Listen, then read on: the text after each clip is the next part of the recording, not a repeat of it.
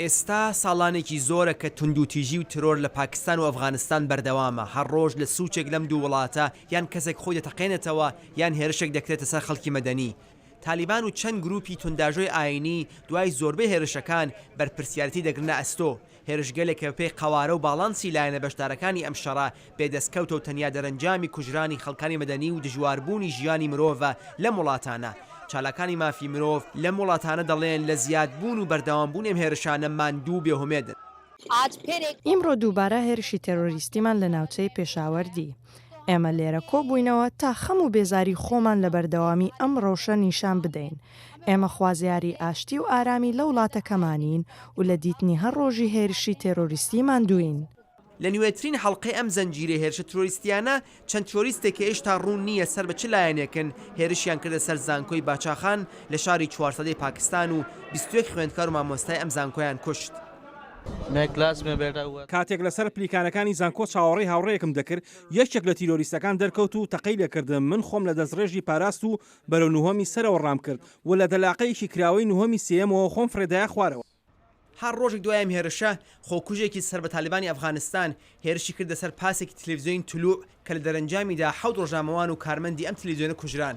تالیبان پێشتر وتبووی تلڤیزیۆن تلوع و کاناڵ یەک بەهۆی لادان لە بێلایەنی لە راپۆرتەکانیان سەبارەت بە شەڕی قەندوز وەک دوژمن سیر دەکات و دیانکاتە ئامانج.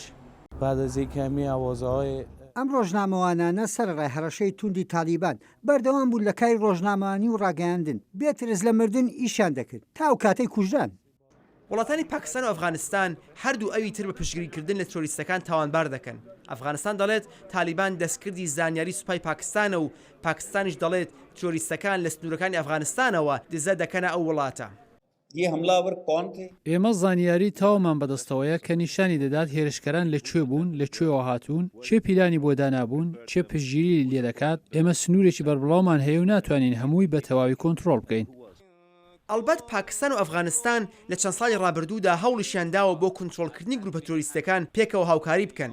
فەرماندەی گشتی سوپای پاکستان ساڵی پار و دوای هێرشێکی ترۆریستی کە بووە هۆی کوژرانی 134 خوێندکاری قوتابخانە و هەندێک لە مامۆستاکانیان سەردانی ئەفغانستانی کرد و دواتریش ڕێبەرانی دوو وڵاتەکە بە ئامادەبوونی لایەنی سێهەم چەند چاوپێکەوتنیان بۆ ئەم مەبەستە ساز کردووە. ئێستا پرسیار ئەوەیە کە چه هۆگەلێک بۆتە هۆی درێژبوونەوەی ناسەقامگیری لە پاکستان و ئەفغانستان. ئەمانە تەنیا دوو وڵاتی ئیسلامی دنیانین و تەنانەت هەردوو وڵاتەکە لایەنگەلی مدرن و سەردەمیان زۆر و لە ئەفغانستان بۆ وێنە هەستێکی زۆر بۆ بەرەو پێشچوون و گۆڕانکاری و شادی و ژیانی ئاسایی هەیە. ئاخۆ خەڵکانی ئەفغان و پاکستان دەتوانن چاوەڕوانی ڕۆژێک بکەن کە بێ مەترسی تەقینەوە و هێرشی ترۆریستی بچنە بازاڕ و قوتابخانە و شەقامەکان.